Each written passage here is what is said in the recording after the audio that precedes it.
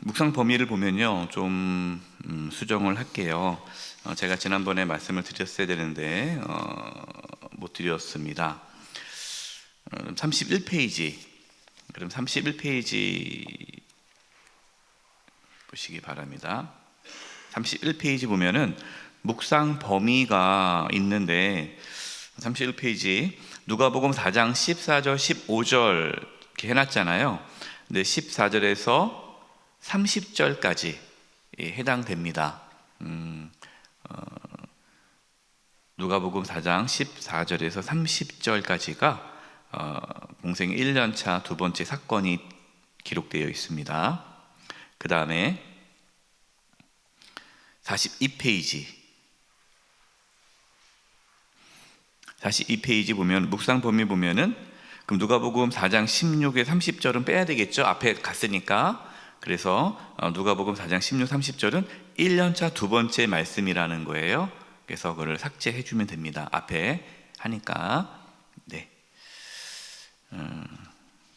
시간이 없어서 말씀을 못 드렸어요. 그 다음에 여러분 42페이지 거기 예수님 공생의 2년차 두 번째 보면 성경 본문에 여섯 번째, 일곱 번째 순서에 보면은 성경 본문이 기록되어 있지 않죠? 네, 거기 여섯 번째 야이로의 딸 혈루증의 여인 고치심을 마태복음 9장 18절에서 26절이라고 써주세요. 마태복음 9장 18절에서 26절. 그 다음에 시각장애인과 청각장애인을 고치심은 그 다음 일곱 번째는요, 비어있죠. 마태복음 9장 27절에서 38절입니다. 제가 누락을 했어요. 이렇게 넣어주시기 바랍니다. 예수님의 공생에 2년차 앞부분에서는 우리가 지난번에 말씀을 드렸는데 12명의 제자들을 이제 세우시고 훈련을 하신다. 제자 훈련에 대해서 예수님이 강조를 하셨다면 2년차 뒷부분에서는 물론 예수님께서는 계속해서 하나님의 나라에 대한 부분을 말씀을 하십니다. 하나님의 나라가 이루어지기를, 예수님이 이 땅에 오신 이유도 하나님의 나라가 이루어지기를 위해서 오셨고, 또 너희도 하나님의 나라를 전파하라 라는 말씀이에요. 하나님의 나라가 뭐냐? 하나님이 함께하는 나라, 하나님이 다스리시고 하나님이 함께하는 그 나라죠. 이것을 위해서 예수님은 이제 제자들을 부르셨습니다. 그리고 하나님의 나라가 실제로 임한 것에 대해서 이제 기적을 통해서 여러 가지 사건과 말씀을 통해서 전해 주셨죠.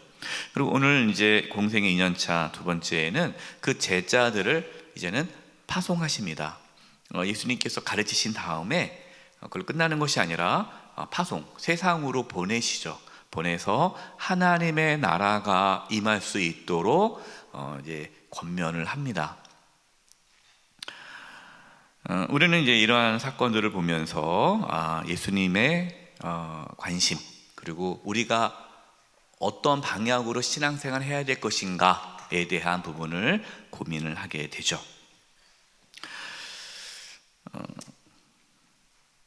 뭐 순서 제가 하나하나 다 들어가겠지만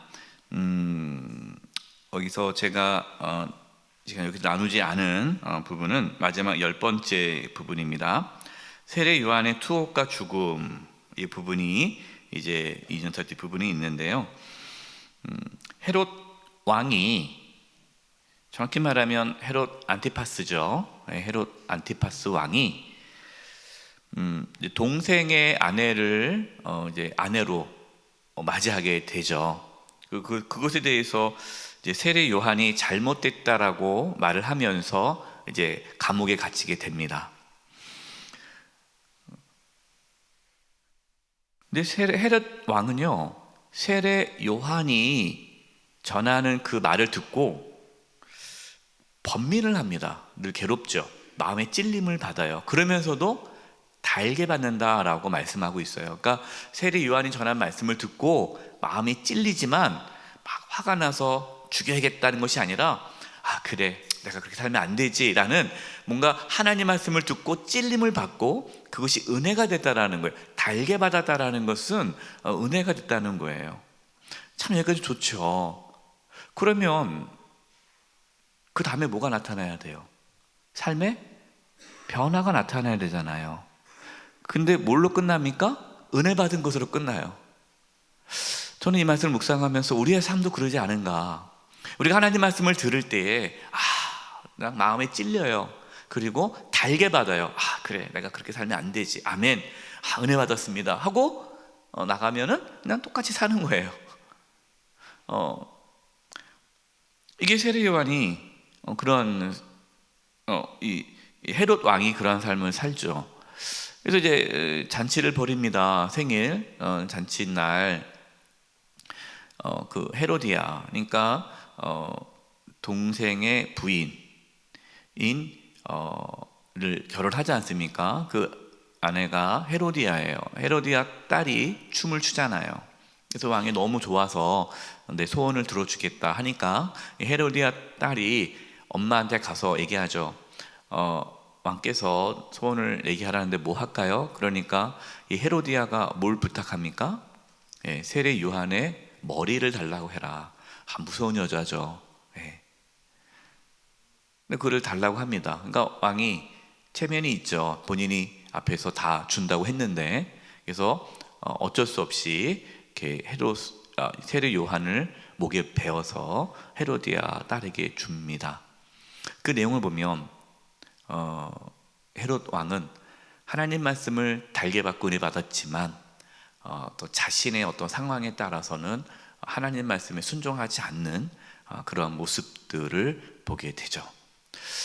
우리는 그 말씀을 보면서 그냥 그 사건을 아는 게 중요한 것이 아니라 우리의 모습 속에 이러한 헤롯 왕과 같은 모습은 없는가 돌아보고 정말 하나님 말씀에 은혜 받았다면 그 열매로 나타나게 되죠.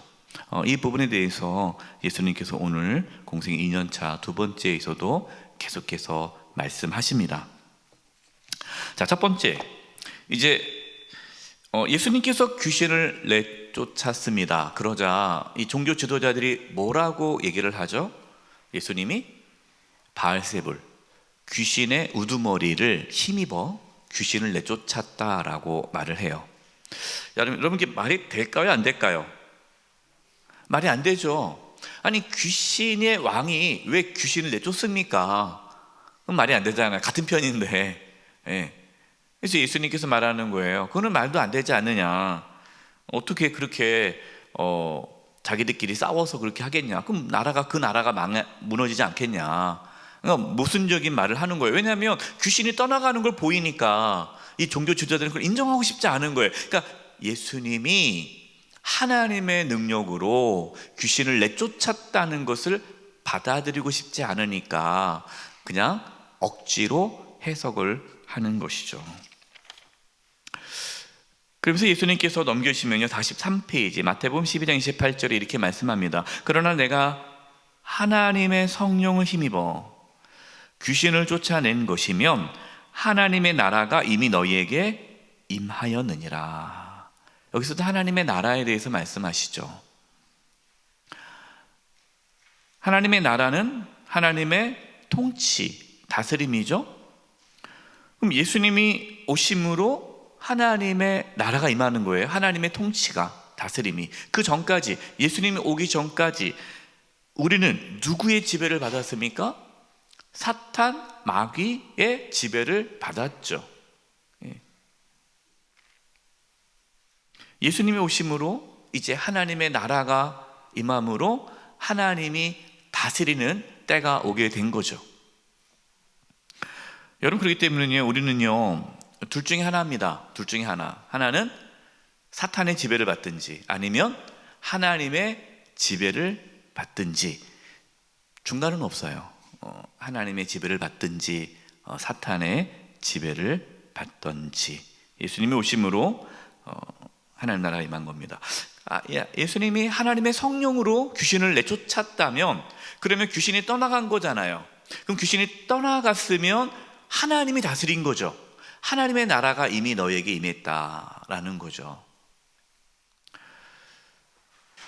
그러면서 예수님께서, 여기는 기록하지 않았는데 예수님께서 이 사건에 대해서 말씀을 하시면서 나무에 대한 말씀을 하시죠. 여러분 숙제 점검을 해볼 텐데 다 여기 미리 이렇게 힘들게 묵상 범위를 적어놓은 이유는 여러분들이 다 읽어 오라고 적어놓은 거예요. 열심히 읽고 오시죠? 네, 꼭 읽고 오셔야, 말씀을 읽으신 다음에 오셔야 은혜가 돼요. 이렇게 말씀드리면 또 안 읽으면 안 와야 되나 라고 고민을 하는데, 안 읽어도 오세요. 예, 안 오는 것보다 나으니까. 그러나 여러분 꼭 말씀을 읽으시면 더 하나님 말씀 깊이 이해가 됩니다. 왜냐하면 우리가 다 다룰 수는 없기 때문에요. 본문은 여기 교재에는 기록하지 못했는데 예수님께서 나무에 대해서 말씀을 하세요. 그러면서 그 나무가 그 열매를 보고 그 나무가 뭔지를 알 수 있다라고 말씀하시죠. 그러면서 사람이 마음에 품은 것들이 입으로 나온다라고 말씀합니다. 마음에 가득한 것이 입으로 나온다. 그러면 마음에 가득한 것, 이 마음이라는 것은 나무와 같은 거죠. 나무, 존재, being. 그리고 입으로 말한다라는 것은 열매죠. 행위예요. 예수님께서 계속 말씀하시는 것은 존재, 그냥 눈에 보이는 그냥 어떠한 행동으로 그 사람이 하나님의 나라가 임한 것이 아니라 실제로 내가 예수님을 믿어 성령이 오심으로 거듭남으로 새로운 피조물이 되어야 하나님의 나라가 임하고 그 열매가 맺어지는 것이죠.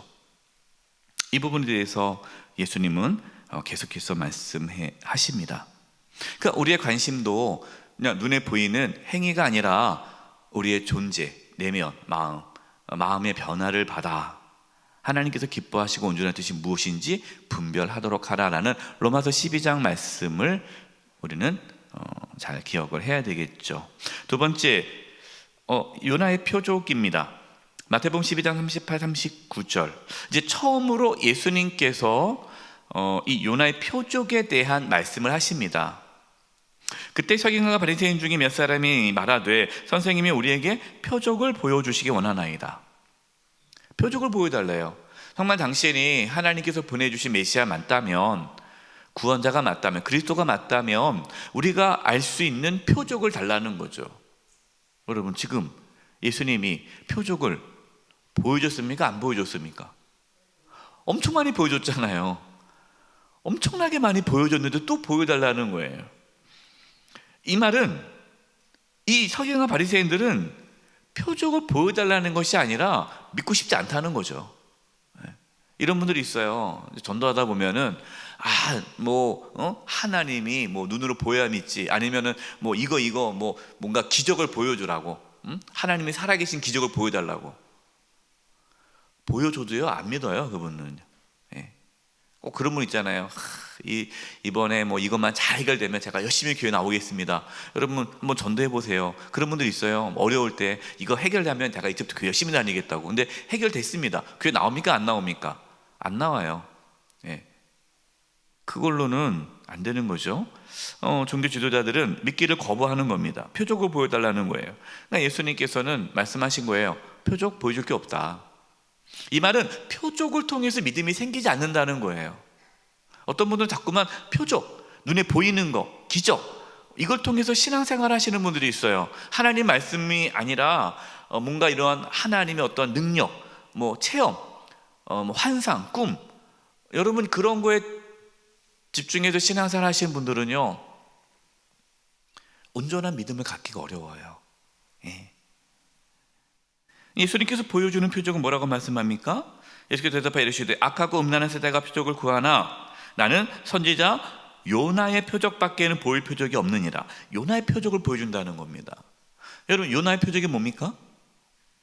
요나가 하나님께서 니느웨에 가서 회개하라, 하나님이 심판을 절하라는데 안 했잖아요. 도망갔잖아요. 다시스로 도망가다가 어디에 들어갑니까? 물고기 뱃속에 들어가죠. 물고기 뱃속에서 며칠 동안 있습니까? 3일 있어요. 3일. 그러니까 사흘 동안 물고기 뱃속에 있어요. 그리고 나오죠. 이 표적을 보여주겠다는 거예요. 여러분, 예수님의 이 요나의 표적은 무엇을 말씀하시는 걸까요? 예수님의 죽으심과 부활하심을 말씀한 거죠. 그러니까 예수님이 보여줄 진짜 표적, 하나님의 나라가 실제로 우리에게 이루어지는 표적은 예수님의 죽으심과 부활이라는 거죠.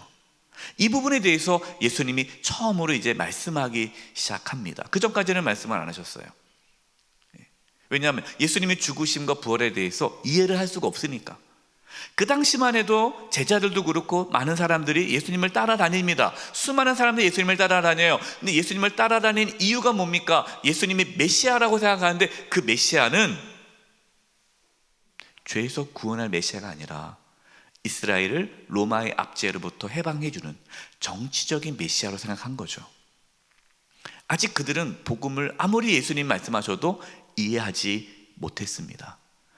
그래서 예수님이 죽으심과 부활에 대해서 본격적으로 말씀을 하지 않았어요.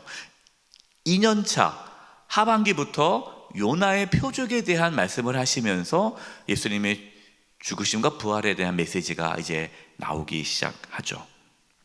또한 여러분, 요나의 표적은요, 예수님의 죽으심과 부활뿐만 아니라 그 요나의 표적은 하나님이 이방인을 향한 구원의 메시지가 들어있는 거죠. 예수님의 죽으심과 부활, 예수님의 그 십자가의 은혜는 유대인들에게만 해당되는 구원이 아니라 그 메시아는 유대인의 메시아가 아니라 온 인류의 메시아, 이방인에게도 미치는 하나님의 구원임을 말씀하고 있는 겁니다. 그러면서 여기서 귀신에 대한 이야기를 하시면서 귀신이 나갔습니다. 나갔는데 그럼 깨끗하잖아요. 귀신 나가서 깨끗하잖아요. 근데 깨끗한데 보니까 집이 깨끗하게 정리되어 있어요. 그러니까 귀신 몇 마리가 들어옵니까? 7마리가 들어와요. 여러분, 그 말씀 보셨죠? 한 마리 나갔는데 7마리가 들어왔어요. 예전보다 더 안 좋다는 거예요. 이게 무슨 말씀일까요? 우리가 예수 그리스도를 믿음으로 하나님의 나라가 임하지 않습니까? 근데 예수님께서 오심으로 이제 하나님의 나라가 임하게 되는데 그 집이, 여러분, 하나님 나라가 임하려면 먼저 전제될 것이 있어요. 뭐가 나가야 돼요? 사탄 마귀의 나라가 나가야 되잖아요. 그러니까 사탄 마귀의 지배를 받지 않아야 하나님의 지배를 받잖아요. 둘 중에 하나라고 말씀을 드렸잖아요. 하나님의 지배를 받든지 사탄 마귀의 지배를 받든지. 깨끗해졌다라는 것은 이제 회개해서 악한 영이 떠나간 거예요. 이제 더 이상 죽음이 나를 다스리지 못하는 거죠. 그럼 이제는 비어있는 집이에요. 그럼 비어있는 집을 무엇으로 채워야 됩니까? 하나님의 말씀과 기도로 하나님의 다스림이 있어야 되는데, 하나님의 다스림이 없는 영혼은 다시 그 사탄이 그 영혼을 지배한다라는 거예요. 여러분, 그래서요, 은혜 받았다고 끝나면 안 되고요, 그 은혜를 우리는 지키고 계속해서 하나님의 은혜가 우리 가운데 부어지기를 우리는 애써야 되죠. 말씀과 기도로 거룩해지는 삶을 우린 끊임없이 하는 거예요. 하나님의 다스림을 계속해서 구하며 살아가는 것입니다. 뭐 하지 않도록? 사탄이 틈타지 않도록. 사탄이 우리를 다시금, 오해하지만 다시는 뭐 잡는다는 것이 지옥으로 끌고 간다는 건 아니에요. 하지만 사탄이 우리의 삶을 이끌어가지 못하도록, 사탄의 지배를 받아 우리의 삶이 파괴되지 않도록 우리는 끊임없이 하나님께 나아가야 됨을 예수님 말씀하신 거예요. 그렇게 이제 말씀을 하시자 밖에서 이제 예수님의 가족들이 예수님을 찾으러 옵니다. 그 당시만 해도, 그 시기만 해도 예수님의 가족들은, 형제들은 예수님이 미쳤다고 생각을 했어요. 메시아인 줄 잘 몰랐습니다. 형제들이 찾아왔습니다. 가족들이 찾아왔습니다. 그러자 예수님이 이제 이런 얘기를 하신 거죠. 누가 내 가족이냐 그러면서 마태복음 12장 50절, 누구든지 하늘에 계신 내 아버지의 뜻대로 하는 자가 내 형제요 자매요 어머니라 하시더라. 여러분들, 이 말씀을 오해해서 가족을 버리고 이제는 교회 생활하라는 게 아니에요. 이단들이 이제 이런 걸 한단 말이에요. 이단들이 가족을 다 버리고 우리가 진짜 가족이야 하면서 가족도 다 팽개치고 이제 이 이단 공동체에 들어와서 우리가 살아야 된다. 이건 다 이단이에요. 가족을 버리라는 것이 아니라 예수님의 이 말씀은 모든 교회는 하나다. 보편적 교회. 여러분, 우리가 다 하나님의 자녀임을 믿으시죠? 그럼 옆에 있는 교회도 하나님의 자녀인 걸 믿으시죠? 그럼 경쟁하면 돼요, 안 돼요? 안 되죠. 이상하게 한국 교회 모습은 무슨 사업도 아니고 사업장도 아니고, 제가 이제 얘기를 들었어요. 한 건물에 교회가 몇 개가 들어왔대요. 그러니까 어느 교회가 자리를 잡고 있는데 어느 교회가 또 들어온 거예요. 그러니까 이제 그 기존에 있던 목사님이 그 새로 오신 목사님 대기하는 거예요. 상도덕이 없다고. 어떻게 같이 이런 건물에 같은 교회가 세울 수 있냐고. 그러니까 무슨 뭐 장사라 생각하는 거죠. 형제 자매잖아요. 들어오면 좋아해야 되잖아요. 같이 우리가 힘써서 우리 교회가 작았는데 이제 또 교회가 들어왔네. 야, 정말 하나님 감사합니다. 동역자를 보내주셨네요. 우리 같이 이 지역의 복음화를 위해서 힘씁시다. 여러분, 이게 정상이잖아요. 근데 그렇게 하는 목사님들 계실까요, 없을까요? 계셔요. 계시다니까요. 그래서요, 그 지역의 작은 교회들이 같은 건물에 있지만 같이 예배도 드리고 또 흩어져서 예배도 드리고 같이 일을 하고, 그런 요즘엔 그렇게 젊은 교육자 중에는 그런 분들이 점점 많아지고 있어요. 저는 그런 모습 보면서 너무 감사해요. 이제 제대로 이제 교회 모습을 찾아가는구나. 우리는 너무 개교회 중심으로 온 거죠. 그래서 체육대회 하면은 막 싸우잖아요. 이제 체육대회 별로 안 좋아해요. 다른 교회랑 하는 체육대회. 체육대회에서 서로 사이좋게 지내야 되는데 싸우다가 와요. 그러면 그거는 오히려 하나님께서 기뻐하지 않은 행사가 되는 거예요. 근데 아무리 설명해도 체육대회 하면 싸웁니다. 그래서 안 하는 게 나아요. 결론은 보편적 교회, 우리는 다 가족, 우리는 형제여 자매라는 겁니다. 여러분, 우리가 이 생각을 버리시기 바랍니다. 그러니까 이 생각을 가지시고 개교회라는 생각을 버리시기 바랍니다. 교회 우월주의도 버리세요. 어느 교회 다니세요? 그럼 영세교회예요. 여러분, 자랑스럽잖아요. 그래서 영세교회 다닌다고. 여러분, 그것이 우월 의식이 되면 안 돼요. 그리고 작은 교회는 그냥 교회 다녀요 그러고, 큰 교회면은 어느 교회 다닌다고 그러고, 이게 뭔가가 잘못된 신앙의 모습이죠. 우리는 다 형제 자매입니다. 네 번째, 그 다음에 예수님께서 천국 비유의 말씀을 하십니다. 천국 비유라는 건 뭐죠? 하나님의 나라, 하나님의 나라에 대한 말씀을 비유로 하십니다. 왜 비유로 합니까? 못 알아들으니까 쉽게 설명하기 위해서 비유로 설명하는 거예요. 그러니까 예수님은 우리에게 하나님의 나라, 천국에 대해서 바르게 알기를 원하시죠. 우리는 그거를 정확하게 이해하고 있어야 됩니다. 씨 뿌리는 비유예요. 여러분, 이제 씨 뿌리는 비유 보면 워낙 들었던 말씀이니까, 길가가 있고요. 그 다음에 돌밭이 있습니다. 그 다음에 가시, 떨개가 있죠. 그리고 좋은 땅이 있습니다. 이건 다 땅이죠. 그리고 씨가 있습니다. 말씀 보니까 이 씨는 뭐라고 그랬습니까? 천국, 복음, 하나님의 말씀이라고 그랬어요. 이제 하나님의 나라가 우리 가운데 나타나려면 하나님께서 씨, 말씀, 하나님 말씀을 보내주셔서 그 말씀이 우리 가운데 들어와서 자라서 열매를 맺는 것이 이제 하나님의 나라가 이루어지는 거예요. 여러분, 씨가 문제가 있어요, 없어요? 씨는 문제가 없죠. 씨는 좋은 씨예요. 예, 씨는 하나님 말씀이기 때문에 씨는 문제가 없어요. 근데 열매를 맺지 못한다라는 것은 뭐가 문제입니까? 땅의 문제죠. 땅. 그럼 이 땅은 무엇입니까? 우리의 마음이라는 거예요. 마음. 그러니까 우리의 마음이 어떤 상태냐에 따라서 하나님의 나라가 실제로 이루어지기도 하고 이루어지지 않기도 하겠죠. 그럼 하나님의 나라가 실제로 우리 가운데 나타나려면 우리의 마음이 좋은 마음이 되어야 30배, 60배, 100배의 열매를 맺습니다. 여러분, 이 열매가 무엇이죠?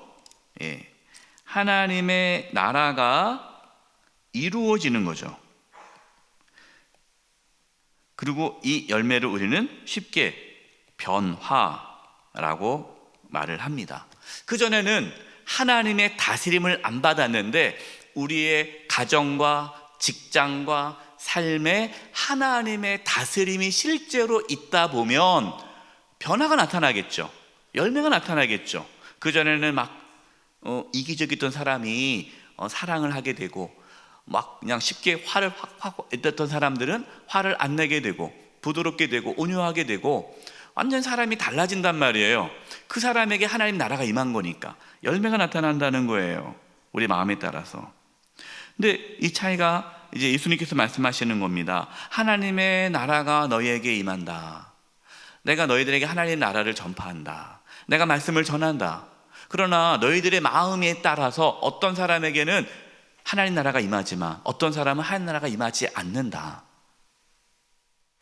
첫 번째, 길가. 여러분, 길가는 사람들이 다니다 보니까 땅이 어떻습니까? 딱딱하잖아요. 씨를 뿌려도 씨가 땅속에 들어갈 수가 없어요. 이 길가 같은 사람은 어떤 사람이에요? 하나님의 말씀을 거부하는 사람이에요. 하나님의 말씀을 듣고 싶지 않아요. 그러니까 밖에 있는 사람들이죠. 예수 믿지 않는 사람들. 이렇게 하나님의 말씀을 들어도 시끄러워, 뭐 하나님의 말씀 뭐가게 말도 안 돼, 거부하는 사람이고, 또 교회를 다녀도 말씀을 거부하시는 분들이 있어요. 딱 예배 시간만 되면은 설교 시간만 되면 주무신 분들이 있죠. 예, 이렇게 설교 시간만 되면 기가 막히게 주무세요. 예, 그리고 설교 끝났다면 깨어납니다.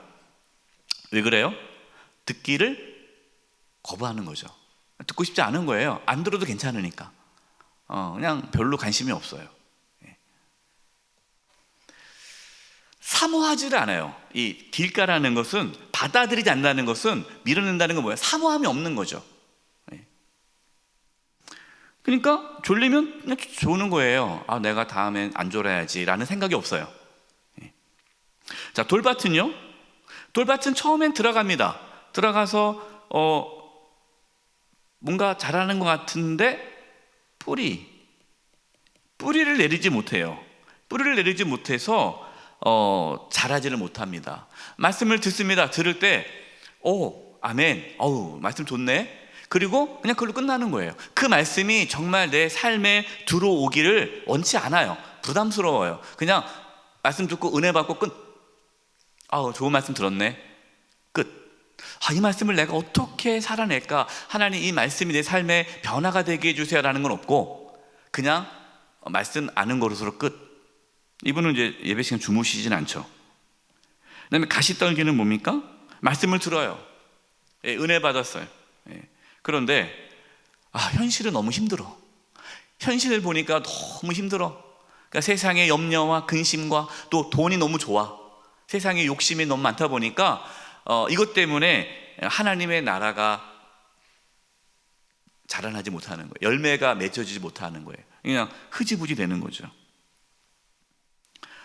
이런 분들은 수십 년 교회 생활해도요, 삶의 변화가 없습니다.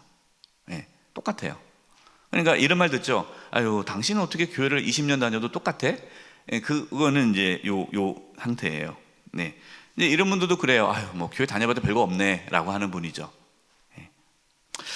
예를 들게요. 우리 교회 이제 오이코스라는 프로그램 있지 않습니까? 오이코스를 하는데 남자 집사님들끼리 모여서 하는 오이코스가 있어요. 남자 집사님들끼리 이분들이 이제 수요 사경이 끝나고 저녁에 합니다. 다 직장인들이니까. 다 직장 생활하고 저녁에 수요 사경에 와서 수요 사경이 끝나고 그 늦은 밤에 1시간 반, 2시간까지 오이코스를 해요. 그래서 제가 참 대단하다. 근데 그분들이 이야기를 들어보니까 이분들이 오이코스를 하려면 오이코스의 핵심이 뭡니까? 주일 말씀을 서로 나누는 거예요. 주일 말씀을. 근데 주일 말씀을 나누려면 주일 말씀을 잘 들어야 될까요? 안 들어야 될까요? 잘 들어야 되잖아요. 근데 이분들이 처음 신앙이 많이 이렇게 없다 보니까 교회를 오래 다녀도 뭐 직장 생활하다 보면 바쁘잖아요. 사회생활하면. 그러니까 말씀을 잘 안 읽었단 말이에요. 그러니까 주일날 말씀을 들어도 그냥 졸릴 땐 졸고 막 그러는 거죠. 근데 오이코스 하면서부터는 이젠 졸 수가 없어요. 말씀을 듣는 거예요. 근데 한 번 듣고도 이해가 안 되면 어떻게 합니까?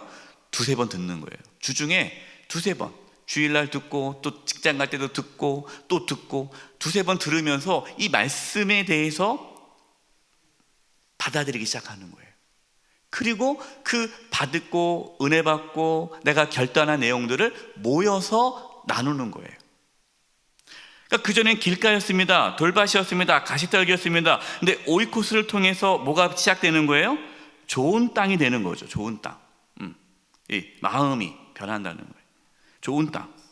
그러니까 오이코스를 하면서 삶의 변화가 나타날까 안 나타날까요? 나타나는 거죠. 그러면 여러분, 오이코스를 해서 삶의 변화가 있는 겁니까? 하나님의 말씀이 그 마음 가운데 들어가서 변화가 있는 겁니까? 말씀이 마음 안에 들어가서 변화가 있는 거예요. 오이코스를 해서가 아니에요. 네. 그래서 열매가 나타나는 거예요. 열매가 나타나니까 가정이 변하는 거예요. 그의 말이 변하고 행동이 변하는 거예요. 그럼 누가 좋아할까요? 배우자가 좋아하죠.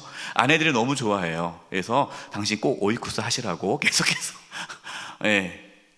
자녀들이 좋아하는 거예요. 아빠가 변했다는 거죠. 여러분, 이것이 하나님의 나라가 그 가정 가운데 이루어지는 겁니까? 안 이루어지는 겁니까? 하나님의 나라가 그 가정 가운데 이루어지는 거예요. 왜? 그 사람에게 하나님의 나라가 임했기 때문에 그가 들어가 있는 그 가정 가운데 하나님의 나라가 임하는 거예요. 그러니까 자녀들이 아빠가 너무 변했구나, 우리 가정 너무 좋다, 하나님의 나라를 느끼게 되는 거죠. 여러분, 예수님께서 이 부분을 말씀하신 거예요. 하나님께서 어떻게 하시겠지? 여러분, 그렇지 않습니다. 말씀을 받아들여야 돼요. 노력하고 애써야 돼요. 오이코스를 하라는 말씀이에요. 또 이렇게 말씀드리면 목사님 오이코스 안 하는데, 상황적으로 오이코스가 안 되시는 분들은 본인이 하나님 말씀을 그렇게 가까이 하도록 노력해야 된다는 겁니다. 씨 뿌리는 비유는 그겁니다. 그냥 두 번째, 알곡과 가라지 비유예요. 이것은 밭 38페이지, 마태복음 13장 38페이지.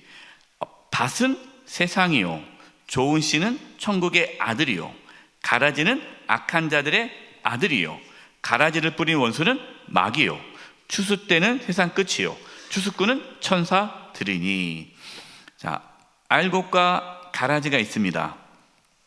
여기 땅이 있어요. 땅. 밭. 이 밭은 세상이죠. 그리고 좋은 씨는 알곡으로 자라겠죠. 그리고 가라지는 악한 자. 그러니까 이 알곡은 하나님의 자녀고 이 가라지는 마귀의 자녀죠. 근데 이 하나님의 자녀, 마귀의 자녀가 세상에 다 있는 거예요. 그러면 이제 세상을 추수할 때가 됐는데, 추수할 때가 됐을 때 추수해서 알곡과 가라지를 가른다라는 것입니다. 예수님의 이 알곡과 가라지 비유는 하나님의 심판의 때는 반드시 있다. 세상에 종말은 있다. 그리고 알곡과 가라지는 반드시 갈라진다. 알곡은 천국에 들어갈 것이고 가라지는 지옥에 들어간다. 풀무불에 던져진다 했잖아요. 이거 분명하게 말씀한 거예요. 그러면 우리가 이 말씀을, 예수님 말씀을 들으면 우리는 뭘 해야 될까요? 내가 알곡이냐 가라지인지를 점검해야 되지 않겠습니까? 내가 알곡이 아니라 가라지로 살다가 하나님의 심판받으면 억울하잖아요. 근데 교회 안에 알곡도 있고 가라지도 있다는 거예요. 교회 안에. 왜? 교회 등록을 했다고 해서 알곡이 되는 건 아니니까. 예수님 믿어야 알곡이 되는 거니까. 예. 그러면 알곡과 가라지를 그냥 봐서는 모른다는 거죠. 똑같이 교회 다니면 이 사람이 알곡인지 가라지인지 어떻게 압니까? 그는 몰라요. 예. 왜? 눈에 보이는 것은 비슷하니까. 기도도 할 수 있어요. 봉사도 할 수 있어요. 예. 여러분 성경에 대한 지식도 있을 수 있어요. 그러나 그것이 알곡과 가라지를 구분하는 건 아니에요. 언제 구분되느냐? 예. 마지막 심판 때에 알곡과 가라지는 구분됩니다. 그래서 우리는 그 전에, 하나님의 심판이 있기 전에 내가 정말 하나님의 자녀인지 알곡인지를 우리는 늘 점검해야 돼요. 무엇으로 점검합니까? 예수님께서 전하시는 그 말씀을 듣고 앞에 나왔잖아요. 길가 돌밭 가시떨기의 마음을 가지신 심령은 가라지죠. 왜? 아직 그 말씀이 들어가지 않아서 하나님의 자녀가 되지 않은 거예요. 예. 그러면은 하나님의 자녀, 알곡인지는 어떻게 합니까? 알곡 신자는 그 삶에 뭐가 나타나요? 열매가 나타나죠. 예, 삶의 변화가 있습니다. 그래서 우리는 그걸 보면서 자기 신앙을 점검하는 거. 내가 내 삶의 변화가 있네. 조금씩 변하고 있네. 저는 그런 얘기를 듣거든요. 목사님, 제가 예전보다 정말 많이 이렇게 변한 것 같아요. 이제는 이랬는데 이렇게 됐어요. 그럼 그분은 이제 알곡인 거죠. 증거가 되는 거예요. 예. 근데 전혀 변화가 없다. 그럼 가라지죠. 예수님 분명히 말씀하시는 거예요. 예, 심판 때에 나눠진다. 예. 세 번째, 겨자씨와 누룩 비유입니다. 이 겨자씨 누룩 비유는 처음엔 작지만 점점 확장되는 걸 말하는 거예요. 하나님의 나라가 이렇게 확장되는 걸 말하는 겁니다. 여러분, 우리가 예수님을 믿고 하나님의 나라가 우리 삶 가운데 임해요. 그렇다고 해서 처음부터 하나님의 나라가 확 커지지는 않죠. 하나님의 다스림이 내 삶 가운데 한 일부 부분, 작은 부분이지만 점점 하나님의 나를 온전히 다스리는 그렇게 되는 거예요. 여러분, 이게 신앙의 성숙이고 이게 신앙이 자라나는 거죠. 이 복음의 확산, 하나님의 나라가 확산된다는 거예요. 개인에게도 마찬가지고 공동체도 마찬가지입니다. 그래서 하나님의 나라가 개인에게 점점 확산되는 것뿐만 아니라 또 지역적으로 점점 확산돼 가고 있죠. 예수님 12명의 제자 시작된 그 복음이 지금 전 세계에 얼마나 많이 교회가 세워지고 있습니까? 예. 여러분, 아프리카, 남미 그쪽에는 엄청나게 지금 부흥의 역사가 나타나고 있어요. 예. 심지어 우리가 이제 우리 교회가 지금 이제 생각하고 있는 그 네팔이라는 나라가 있는데, 네팔이 힌두교잖아요. 힌두교가 있는 나라인데, 그럼 네팔은 불교 성지입니다. 예, 불교. 예, 붓다가 네팔 출신이잖아요. 거기가 불교의 출발점이에요. 그래서 성지 순례로 거기로 갑니다. 불교인들이 네팔을. 근데 거기 네팔은 종교의 자유가 있어요. 그냥 복음을 전하면 안 돼요. 본인이 스스로 예수님 믿으면 상관없는데 전도하면은 감옥에 가요. 그럼 놀랍게요, 네팔 복음화율이 급속도로 올라가고 있어요. 네, 급속도로. 감사할 일이죠. 네, 이게 복음의 확산. 겨자씨와 누룩, 처음엔 작지만 점점 확산되어 가고 있다는 거예요. 네 번째, 감추인 보화, 값진 진주 비유입니다. 여러분, 감추인 천국은 마치 밭에 감추인 보화와 같다라는 거죠. 그럼 보화가 있어요. 그러나 감추어졌어요. 모르잖아요. 그러니까 천국은 발견하기 전까지는 보화인지 모르는 거예요. 하나님의 나라, 내가 경험하기 전까지는 몰라요.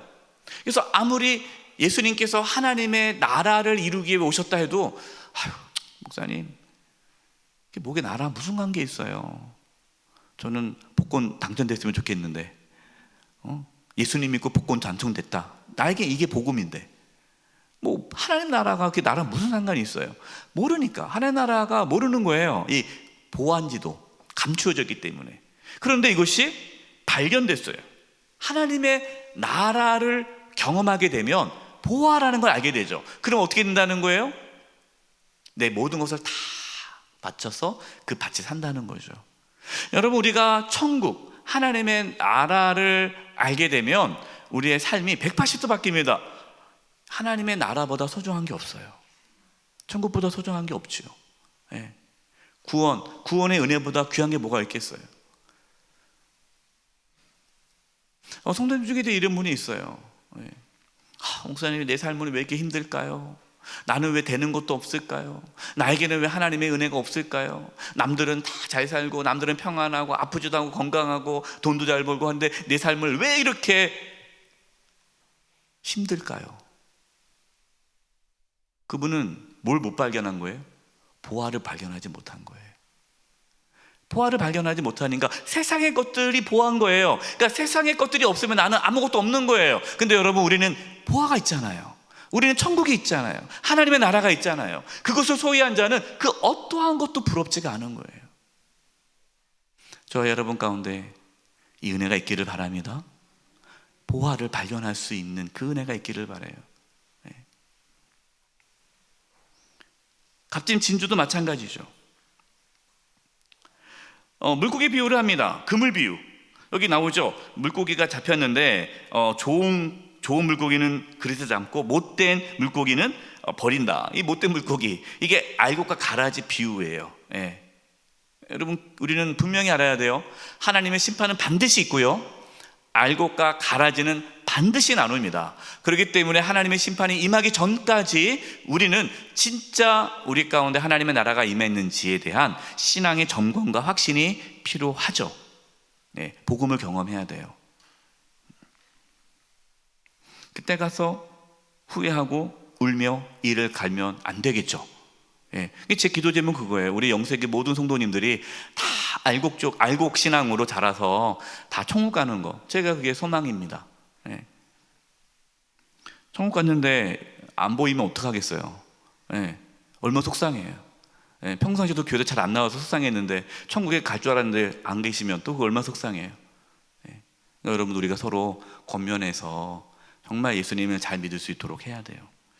다섯 번째, 거라사의 군대 귀신을 쫓으심. 예수님께서 거라사, 또 다른 성경에는 가다라라고 나와 있죠. 그걸로 가자고 합니다. 여러분, 그 지역 거라사는요, 이방인들이 사는 땅이에요. 자, 예수님이 이방인 땅으로 가자는 거예요. 거기는 뭘 키웁니까? 돼지를 키워요. 돼지는 유대인들은 부정한 짐승이라 키우지를 않아요. 거기는 이방인들이 사는 땅에 예수님이 가자고 하십니다. 갔습니다. 갔는데 뭐가 일어납니까? 풍랑이 일어나는 거예요. 제자들은 두려워해요. 예수님은 흔들어 깨웁니다. 예수님께서 제자들에게 뭐라고 말씀하셨어요?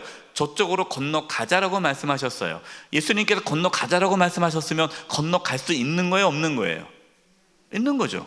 그거 믿어야 되잖아요. 근데 제자들은 못 믿어요. 왜? 풍랑이 일어나니까 죽을 것 같아요. 예수님을 깨웁니다. 예수님은 책망하죠. 믿음이 없는 것들아, 책망합니다. 그러면서 예수님이 그 풍랑을 어떻게 합니까?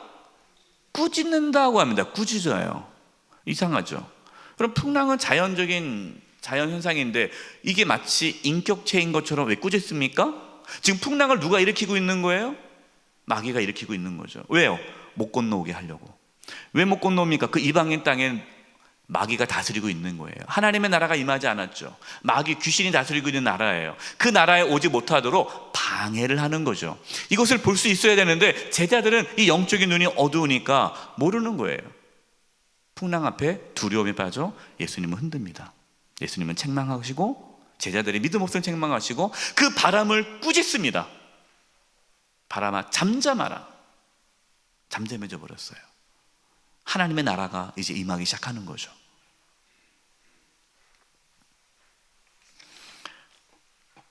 갔더니 웬걸 귀신 들린 자가 있는 거예요. 근데 귀신 들린 자가 뭐라고, 예수님을 만나자마자 뭐라고 말을 합니까? 여러분, 귀신 들린 자는 다 똑같이 얘기를 해요. 예수님을 만나면 지극히 높으신 하나님의 아들이요, 내가 당신과 무슨 상관이 있습니까? 나를 괴롭히지 말아 주옵소서. 냅두세요. 자, 귀신들은요, 예수님을 지극히 높으신 하나님의 아들이라고 얘기를 하죠. 여러분, 귀신은 예수님을 알아요. 여러분, 예수님을 안다고 귀신이 구원받습니까? 아니죠. 귀신은 예수님을 알지만 예수님께 순종하지 않죠. 여러분, 우리가 예수님을 안다고 구원받지 않아요.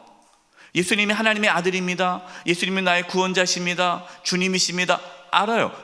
그건 모르지 않아요. 안다고 구원받는 게 아니에요. 실제로 그것을 받아들이고 순종할 때 구원이 있는 거예요. 귀신은 나와 당신이 무슨 상관이 있습니까? 상관이 없다는 거죠. 지난번에 말씀을 드렸어요. 귀신 들린 자가 얘기했던 거. 귀신은 끊임없이 우리가 어떠한 삶을 살게 만들어요? 하나님과 상관없는 삶을 살게 합니다. 그래서 하나님의 일을 해도 그 일이 하나님과 상관없이 그 일을 하게 해요. 내가 직장생활을 해도, 내가 가정에서 해도, 내가 일상의 세상에서 나가는 일을 하나님과 상관없는 것처럼 만들어버린다는 거예요. 그래서 이렇게 얘기하는 거죠. 목사님, 내가 세상에 돈 버는 거에 대해서 뭐라고 말하지 마세요. 그냥 내가 알아서 돈 벌게요. 돈 쓰는 것만 얘기하세요. 돈 쓰는 거 내가 하나님 뜻대로 쓸게요. 그게 잘못된 거예요. 돈 버는 것도 하나님과 상관 있게 벌어야 되는 거죠. 그게 하나님의 나라예요. 네, 하나님의 나라. 하나님을 아는 것과 믿는 것은 다릅니다. 우리 예수님을 믿는 것이지 예수님을 아는 자가 아니에요. 예수님께서 귀신을 내쫓았어요. 근데 여기서 제자들이, 귀신 들린 자가 이런 얘기 하죠. 나를 왜 괴롭게 합니까? 저도 그랬습니다. 예수 믿기 전에 예수 믿는다는 것이 괴로울 것 같아요. 예. 예수 믿으면 내가 괴롭지 않을까? 내 마음대로 못 사니까. 근데 그것은 사탄이 주는 마음이죠. 예수님 만나고 이제 걸어다니는 온전케 됩니다. 세 번째, 사명을 주셔요. 이 귀신 들린 자가 예수님을 따라오려고 합니다. 근데 예수님 따라오지 못하게 하죠. 예, 그러면서 네가 있는 이곳에서 어떻게 하나님께서 너를 온전하게 했는지를 전해라. 사명을 주십니다. 예. 물론 마을 사람들은 예수님이 떠나기를 원했죠. 예, 마을 사람들은 하나님의 나라가 임하는 게 관심이 없어요. 예, 그들은 돼지떼가 죽었기 때문에 손해봤잖아요. 그래서 또 다른 손해가 올까봐 예수님을 내보냅니다. 여러분, 하나님의 나라를 우리는 사모해야 돼요. 이 사건이 있고 예수님은 다시 떠나서 다시 가버나움으로 돌아옵니다. 왜냐하면 이제 가버나움 건너서 가다라 갔다가 거기서 그 귀신 들린 자를 고치고 또 그 이방인 땅에 이제는 그 귀신 들린 자에게 사명을 준 거죠. 네가 이곳에 이제 하나님의 나라를 선포하라 하고 다시 가버나움으로 돌아와서 죽은 야이로의 딸 회당장을 만나죠. 회당장이 예수님 앞에 엎드립니다. 여러분, 회당장 어떤 사람이에요? 마을 유지예요. 종교 지도자예요. 그런데 딸이 죽어가니까 예수님 앞에 무릎을 꿇어요. 여러분, 누가 예수님을 만납니까? 예수님 앞에 무릎을 꿇는 자가 예수님 만나요. 예. 꿇어야 돼요. 내가 죄인임을 알아야 되고 내가 연약함을 알 때에, 정말 내가 마음이 가난할 때에 예수님 만납니다. 그때 예수님이 이 야이로의 딸을 치료하는 가는 중에 누구를 만납니까? 두 번째, 혈루증 여인을 만나죠. 이 혈루증 여인은 12년 동안 혈루증을 앓고 몸이 완전히 망가졌어요. 말씀 보니까 가지고 있던 거 다 허비했다는 거예요. 돈도 없어요. 다 썼어요. 소용이 없어요. 이 혈루증 여인은 뭘 의미합니까? 자기 스스로 구원할 수 없는 죄인, 우리를 상징하죠. 우리예요. 우리 스스로 구원을 못해요. 근데 혈루증은 부정한 여인입니다. 이 부정한 여인이기 때문에 그 부정한 여인이 만지는 사람마다 만지는 물건마다 부정해져요. 근데 이 부정한 이 혈루증 여인이 누구를 만집니까? 예수님을 만지죠. 내가 예수님의 옷자락만 만져도 낫겠다라는 생각을 가져요. 만지자 예수님의 능력이 나가서 그 여인을 고칩니다. 여러분, 뭘 의미합니까? 우리의 부정함을 누가 대신 받으신 거예요? 예수님이 받으신 거죠. 우리의 죄악을 예수님이 짊어지심으로 우리가 구원을 받은 거죠. 하나님의 나라가 그렇게 이루어진 겁니다.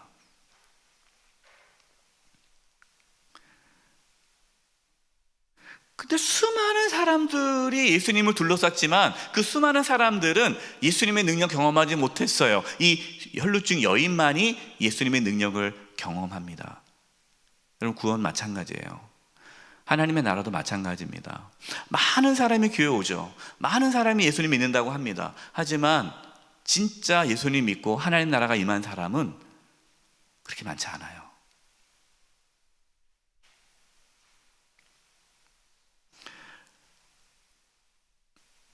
야이로 집에 도착합니다. 근데 가는 길에 딸이 죽었다는 소식을 들어요. 그때 예수님께서 뭐라고 말을 합니까? 두려워하지 말고 믿기만 하라. 믿기만 해라. 여러분, 지금 이 두 사건, 죽은 자, 죽은 아이, 그 다음에 부정한 자, 이 두 사람을 예수님은 살려주고 고쳐줍니다. 이것이 하나님의 나라가 임하는 거죠. 우리가 죽은 자였잖아요. 우리가 부정한 자였잖아요. 그래서 우리는 예수님을 통해서 영생, 생명을 얻게 되고 거룩한 하나님의 자녀가 된다는 것을, 하나님의 나라가 임한다는 것을 예수님이 이 사건을 통해서 우리에게 보여주고 있는 것이죠. 그다음에 두 시각장애인을 고쳐주는 게 나옵니다. 여러분, 시각장애인, 예수님께서 이 시각장애인을 고쳐줌으로써 뭘 말씀하시는 걸까요? 영적인 어둠에 있던 사람들을 예수님은 밝혀준다는 걸 보여주는 거죠. 사람들이 영적으로 어두워져 있는 거예요. 못 보는 거죠. 그래서 예수님은 이 두 시각장애인을 고쳐줌으로써 영적인 눈이 열리기를 말씀하고 있습니다. 그러나 여전히 고향에서 다시 배척하심, 그러나 이러한 많은 기적과 말씀을 전해도 여전히 예수님을 거부합니다. 그래서 8번째, 고향에서 다시 배척함. 예수님께서는 거기서 아무 권능도 행하실 수 없어 다만 소수의 병자에게 안수하여 고치실 뿐이었다라고 말씀하시면서 그들이 믿지 않음을 이상히 여겼다라고 말씀하고 있죠. 여러분, 믿지 않음으로 능력을 행하지 않았다. 여러분, 믿을 때에 능력이 나타나는 거예요. 저는 참 안타까운 게, 정말 하나님 살아계시고 하나님의 능력은 있는데 믿지 않아서 그 하나님의 능력을 경험하지 못하시는 분들이 적지 않습니다. 여러분, 하나님은 살아계십니다. 여러분, 믿으시기 바랍니다. 믿는다는 걸 여러분 도끼비 방맹이처럼 생각하라는 건 아니에요. 정말 우리가 하나님의 선하심을 믿고 하나님의 능력을 믿으면 그 삶에 하나님의 선하심과 능력이 나타납니다. 그리고 마지막 12 제자를 파송하시죠. 예수님께서 제자들을 훈련만 시킬 것이 아니라 파송을 해요. 세상으로 보내신다는 거죠. 그러면 이게 제자인데, 그럼 교회는 우리 성도들을 세상으로 파송, 보내야 되는 거죠.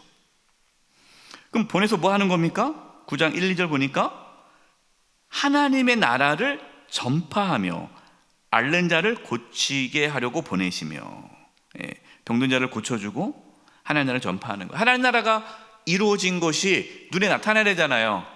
그러니까 그것이 병이 나음으로 하나님의 나라가 임했다는 것이 보여주는 거죠. 여러분, 이 말씀을 우리가 오해해서 그럼 이제 나가서 우리 이제 병원 가가지고 기도하면 다 환자 낫겠다, 그런 의미가 아니에요. 지금 예수님께서 말씀하시는 것은 하나님의 나라가 이루어지기를 너희들을 세상에 보낸다라는 것, 그 권능을 주신다는 거죠. 우리에게도 마찬가지입니다. 2번째, 그런데 우리가 세상으로 나아가면 미움을 받는다는 거죠. 근데 그 미움 받는 것을 끝까지 견디는 자가 구원을 받는다. 여러분, 견디어야 구원을 받는다는 것이 아니라 믿음을 지켜야 구원을 받는다는 뜻이죠. 그러면서 하나님을 두려워라고 합니다. 몸은 죽여도 영혼은 능히 죽이지 못하는 자들을 두려워하지 말고 몸과 영혼을 능히 지옥에 멸하시는 이를 두려워하라. 하나님을 두려워하라는 거죠. 여러분, 우리 그리스도인들은 세상을 두려워할 거 없어요. 하나님을 두려워하죠. 왜냐하면 하나님은 몸도 영혼도 죽일 수 있는 분이잖아요. 그래서 32절에 누구든지 사람 앞에 나를 시인하면 나도 하늘에 계신 아버지 앞에 시인할 것이요. 이게 무슨 말입니까? 우리는 언제든지 어떠한 상황에 있어도, 힘들고 고난과 역경 가운데 있어도 언제나 예수님을 나의 주님으로, 왕으로, 구원자로 모시라라는 거죠. 그러면서 예수님께서 말씀하셨어요. 참새 한 마리도 하나님이 허락하지 아니하시면 땅에 떨어질 수 없다. 너희 머리털까지 다 세신 바 되었다. 두려워하지 말아라 라는 말씀을 합니다. 다시 1절. 그러면서 예수님은 나를 따라오려거든 자기 십자가를 지고 나를 따르라 라고 말씀을 하시죠. 여러분, 신앙생활은 우리가 예수님께 나와서 복 받고 잘 먹고 잘 사는 게 아니라 정말 예수님을 따라가는 삶이고, 그것이 십자가의 길이고, 그걸 통해서 우리가 때로는 고난과 환난이 있을 수 있어요. 그러나 우리는 이미 하나님 나라가 임했기 때문에 기쁨으로 그 길을 걸어가는 거죠. 마지막으로 예수님께서 이렇게 말씀하셨습니다. 제자를 영접하는 자에게 상을 주심. 너희를 영접하는 자는 나를 영접하는 것이다 라고 말씀을 하시면서 작은 자 한 사람에게 해주는 것도 결코 상을 잃지 않을 것이다 라고 말씀하시면서 예수님은 예수님의 제자들을 세상으로 보내셨습니다. 지금 예수님은 저와 여러분을 세상에 보내십니다. 우리 어떻게 살아야 될까요? 세상에서 하나님의 나라를 세우기 위해 우리는 좋은 땅이 되어야 되겠죠. 좋은 땅이 되어서 하나님 말씀이 우리 가운데 들어와 자라고 열매 맺을 때에 하나님의 나라가 임하게 될 것이고, 그걸 통해서 우리의 신앙이, 우리의 믿음이 진짜라는 것을 확인하게 될 것입니다. 이러한 참된 믿음의 길을 걸어가는 저와 여러분 되시기를 바랍니다. 기도하겠습니다. 하나님, 오늘 예수님께 전한 말씀을 나눴습니다. 정말 우리의 마음이 좋은 땅이 되어서 하나님 말씀, 천국 복음을 받았을 때에 잘 자라 또 30배, 60배, 100배로 열매 맺어져 하나님의 나라가 우리의 가정과 우리의 삶에, 우리 교회와 우리가 속해 있는 곳에 나타나게 하여 주시옵소서. 저희를 세상에 보내셨는데 세상에서 예수님을 따라 살아가도록 인도하여 주시옵소서. 예수님의 이름으로 기도드리오며 지금은 우리 주 예수 그리스도의 은혜와 하나님 아버지의 그 크신 사랑하심과 성령님의 교통하심과 충만하심이 사랑하는 성도님들 한 영혼 한 영혼 위해, 우리 영수의 교회와 이 나라 민족 위해 이제부터 영원토록 함께하옵시기를 간절히 축원하옵나이다. 아멘.